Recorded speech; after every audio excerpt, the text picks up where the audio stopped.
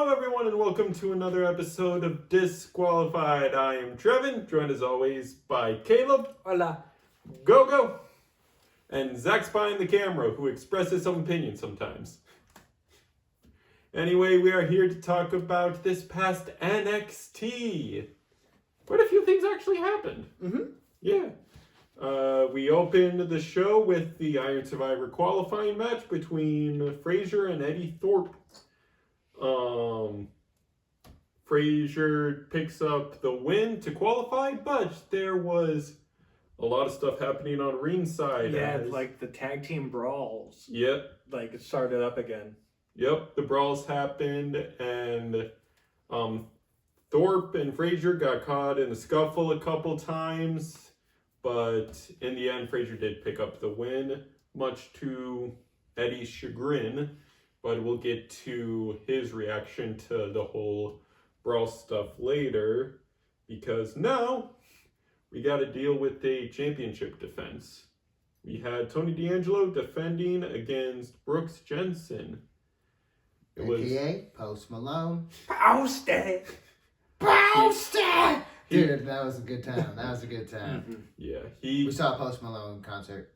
Yeah, a while back, and Brooks Jensen does look a lot like him, but sadly the lookalike could not get there as Tony retains.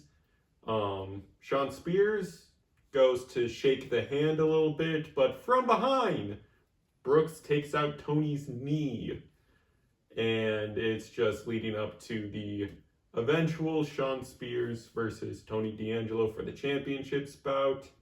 But honestly, good to see Sean and Brooks in a more active part on NXT TV, because Sean, with his arm in a sling, was out of commission for a little bit, still doing some devil's advocate behind the scenes stuff, and Brooks just has had a little break from NXT TV as well, so it's good to see that they are now part of a prevalent story, because they are all real good in-ring workers. All the people involved in this story. No, I just feel like everyone in NXT, I mean, we say this all the time. I'm sorry for bringing it up again, but best show? Most consistent show week to week. I've said this multiple times. Yep. But moving on to another Iron Survivor qualifier match, Stephanie Vaquer beats Jada Parker, which, when I was looking at the match card, I was surprised that these two were fighting against each other, because I thought Jada was going to be in the Survivor match, but they're building up a new rivalry because Jada got distracted by, is it Sol Ruka, right? Or Lola Vice. Lola Vice, sorry. Yeah, Lola Vice walked out with a brick in hand, distracting Jada, and that was enough for Stephanie to take advantage for the 1-2-3 pin. Didn't she just come back or something like that, or sign with them? Who? Stephanie. Yes. Yeah. Recent signee, yeah. Oh, and she's already putting in great work for the team. I mean, every time I see her on screen, I'm always just the match. I don't know, she's good. Yeah, she was an immediate shoo-in for the title picture, and I mean, her partner in, I don't want to say crime, but her partner in trying to get the titles is Julia, who hasn't had her qualifying match yet, but it's going to be interesting seeing those two who have been allies from this point, if Julia makes it in, compete in the Iron Survivors against each other. This women's Iron Survivor match is looking stacked. So far we have Sol Ruka, we have Stephanie Vaquer, and I think later on in this show we're going to get Zarya. Yep. And that is 3 out of the 5 spots. The 4th is probably going to Julia. And then we have a 5th, and whoever's that 5th is probably going to be very good as well. Wasn't there a promo where all the girls came out and they were saying how they have the deepest division in the companies? Yes. It's actually the very next segment I want to talk about, how an open challenge was issued for the Women's North America Championship for next week. the Open Challenge is technically next week, but a bunch of the women's division comes out. We start with the Meta 4 coming out, being like, listen, we might not have won gold in the tag division, but we sure are confident enough to kick y'all's butt. And then Nikita comes out being like, hey, back up. I want this shot. But then Rizzo comes out to attack Nikita because they have some beef. Metaphor's just like, oh, they brawling? Look at the 2 non-championships of Fatal Influence. And it's like, they started brawling. Then the rest of the women's locker room is just like, oh, sup, there's a women's division brawl? Let's go. And then we are left with the champion just sitting alone in the ring, but we pan a little bit behind her. And Tatum Paxley takes her out! Yup. Oh, I'm so happy. I really hope Tatum takes this title. Hits her finisher and everything, and honestly, I would not mind if it's a bit of a transitional championship reign, but we're not the execs. It's up to them ultimately. But I mean, Gordon, you brought it up right. This division is stacked. This entire show is stacked. It's like you have a whole division brawl that looks like a lot of people for your mid-card championship. Hey, everyone wants the belt, they want that glory, even if it's not as big as the main one, but glory is glory. Yeah, no, literally, it's crazy how, we were begging for a main roster women's mid-card title, and then NXT is the first brand to introduce it, and they've been doing it like they've been doing it for years. Yeah, the way that they've booked that title is amazing. They gave Kalani a great amount of defenses. She had to lose it in a way that she overcame the odds a little bit, but then lost in the end. And I don't know if this is going to be transitional. If it's transitional, I don't think it hurts the title any, because that happens in titles all the time. Yeah, just look at the recent IC, Braun Breaker lost it to Jey Uso in his second or first defense, but then just immediately won it back in Jay's first defense. Yeah. So it's and that doesn't discredit the IC at all. It's still looking like a prestigious championship just because of the legacy it has. Yeah. So it's the booking on NXT has just been banner after banner with their titles and their divisions in general. And now we just have to hope and pray that they can mimic at least what they're doing on NXT with the Women's United States. Yes. I mean, the people in the tournament, everyone in the tournament definitely deserves to hold some gold, for what they've done with the company, and just their stuff you see on screen is all 12 women that are involved in that tournament definitely have a reasoning and a decent argument to be the inaugural, but it's just only one woman can do it, but it's just what happens afterwards that we're looking for. And I'm that woman. Go get it, Tiger. Hell no, what the I'd get my ass kicked. But as Caleb mentioned earlier, the next match on the card was Zarya versus Ren Sinclair, and as Caleb mentioned, Zarya took it with her brutal-looking spear transition to an F5 combo. Dude, Zarya is amazing. Yes. I am so ready for this Iron Survivor match. She was the girl that just got signed, right? Yes. And everyone was pretty hyped about it or whatever. Yeah, because she immediately came Australia? Yep, because basically her premiere was her spamming 3 finishers cleanly. I forget the first one, but she then did spear into F5, and people are like, oh, she's bringing the F5 back. Yep, but I don't want to discredit Ren Sinclair either. She put on a great match, and I'll bring this up with NXT again. No one's debut matches, unlike some stuff you see on the main roster, have been complete squashes. It's their opponent always gets a chance to get in some offense, still look strong, but the new signee just got the upper hand. And it's I just think they're kind of extended squashes. person gets some offense in, but in the end, we all know who's going to win the match. Yeah. Mm-hmm.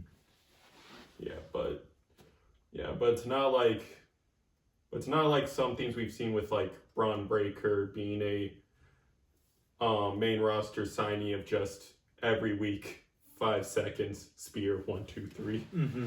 Yeah, because that's something that the company had a history of sometimes doing with new signees, and just for like company swap or like brand swaps in general too. But like every NXT new signee of this past year has like actually had a reasonable match. Like there were spots where it's like, I get this is their debut, but they might lose this still. Usually they reserve the squash matches to like big powerhouses. Mm-hmm. Yeah. Because it's understandable that they would manhandle an opponent. Yeah.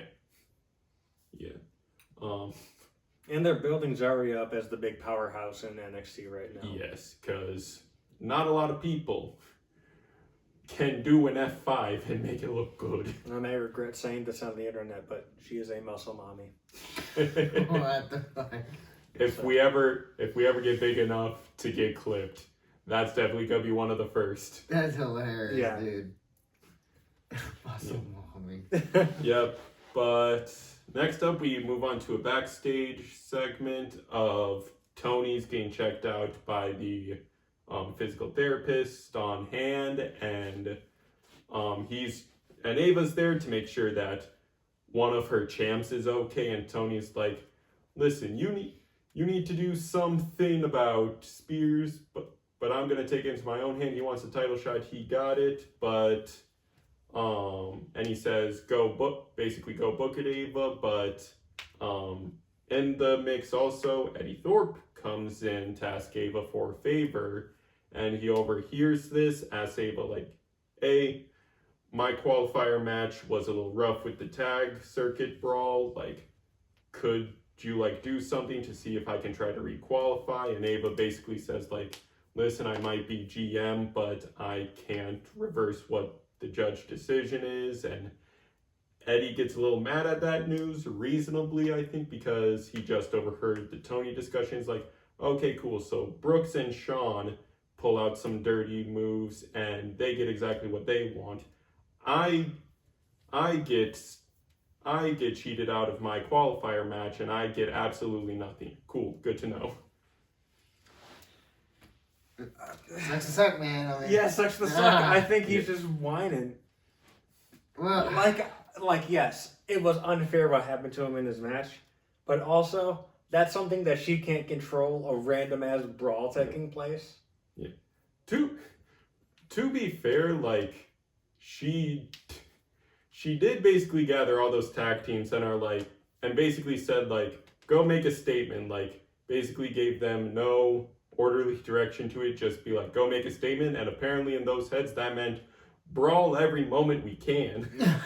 Yeah, I mean, like, the main reason why the brawl happened is because Axiom was also ringside. Yeah, he was there to support his partner, but all in all, like, this is obviously hinting at an Eddie Thorpe turn, which is like, the reasoning is justifiable. Like, when Frazier went to suicide dive to help his partner, Thorpe got caught in that, so he was in the scuffle of all the tag teams that got caught in the dive. So it's like, there could have been some reasoning to call for like an interference or something, DQ, or just a match pause or something, but it's wonky. It's like, but it's sort of a justifiable reasoning.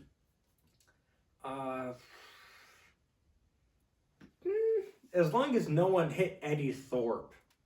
Like, if Frazier hit him, then yeah, but like, if no one else hit him, then there's no reason to call for a disqualification. Yeah.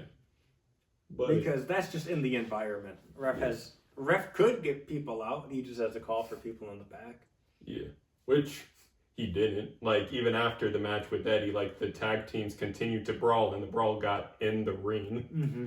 So it's like, hey, there's a whole security team out back. Where are they? They just gonna get beat up. Security don't do shit in this universe. They get flopped. That's hilarious. Yeah. That's one of my favorite things about the WWE, like, canon. Security guards don't do shit. They don't deserve it. Like, yeah, like when they had that wall of security for the Hell in the Cell face-to-face with CM Punk and Drew, I was like, what these homies gonna do?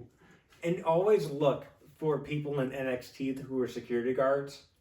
Someone or a few of those people are going to be future competitors. Yeah, no, security guard fill-ins are how they scout talent.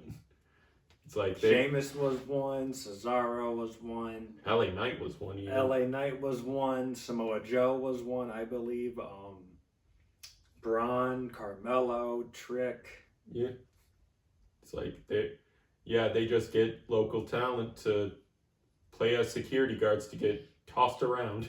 Oh no, in NXT it's people that are in the Performance Center. Yeah, but now we move on to our main event, which is Andre Chase versus Ridge Holland for #1 contendership, with the little caveat of if Chase loses, he has to disband Chase U. Sad day in America, everybody. Yeah. Sad day for NXT because, they're no more. Yeah, The after most they're gone. prestigious university in NXT I was about to apply. is Yeah. gone. Yeah. after 3 years, just because of one match, one moment, it is now gone. How bittersweet. An ex-member. Mm-hmm. Yeah, and to no chagrin either. Like Ridge, Mage, because the Duke and I forget the other dude's name. Riley. Duke and Riley tried to distract Ridge to make sure Chase could stay alive, but Ridge just took him out. Mm-hmm. Yeah, and it's also kind of, it's sad but also kind of cool how those members have taken to social media, and Thea posted a TikTok of this is day one of Chase U being disbanded. Here's what I'm doing with my life right now, and it's dang, That's sad. the execs knew this is gonna emotionally hurt some people in the audience.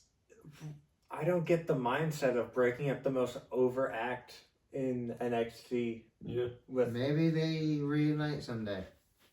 probably. could be. We all know that when there's a caveat of something ending, it's we know historically it never truly ends, but might just be taking a hiatus. I would not be upset with seeing Duke and Riley go on to do something though Mm-hmm. on their own. Yeah. Also with Thea Hale too. Mm-hmm. Uh, Because all of these guys can go on their own and do good. yeah, they're all amazing workers.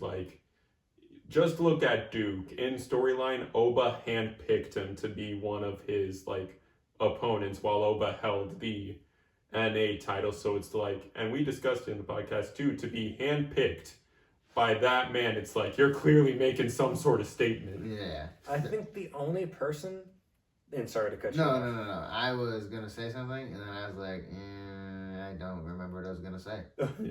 The only person that I think is going to have a hard road to navigate character-wise is Chase. Mm-hmm. Because I don't know what they do with this character from here. He can do the bum story. He loses everything. He could, but they did that with Corbin a while ago. Yeah. Oh. Maybe a personal trainer. I don't know. Yeah, but Where he ends up in yeah, but McDonald's. all 5 people that were involved in this, including Ridge, are they're all amazing in-ring workers, and I think just Ridge being the guy to just destroy Chase U helps establish his heel character as well. It's like, this man is on a path of destruction. Mm-hmm. He just took out 3 people, breaking almost no sweat, and has now forced the immediate disbandment of the most, as you mentioned, Caleb, the most over gimmick in NXT. Mm-hmm. Yeah, it does perfect to keep his momentum as a heel monster right now. Going into his match with Trick, obviously, I think we all 3 know that he's going to lose. Yeah, Trick's probably that retaining. Trick is probably NXT retaining. has way too much marketing dice on Trick. It's cool to see how they're backing him as a big new heel. Mm-hmm. With Ethan also taking a step back. Mm-hmm. Because Ethan has been a distance from this story, especially after the tag match, which Mm-hmm. interesting you bring up. No sign of Ethan on this show this week. Probably took a week off, but it's interesting how like Ethan was so much in our face for a long time, and then all of a sudden, oh shoot, he ain't here. I think he's going to be an Iron Survivor qualifier. Mm. He's going to probably be in that match. Yeah, which after all 5 members are picked for both matches, we do plan on releasing a video of how we think this match is gonna go. Mm-hmm. Yes, but that match also solidified that it is Ridge versus Trick at Deadline as well for the championship. As we mentioned, we have Trick going over, but That it? That is also it for NXT this week. All right, my friends. So that is it for this NXT review. This has been Caleb with Gordon, Trevin, Zach behind that camera. Be sure to like, comment, subscribe, ring that bell 3 times so you know the match is over. And we'll see you next time. Thank you for your time. Peace. Rip Chase U.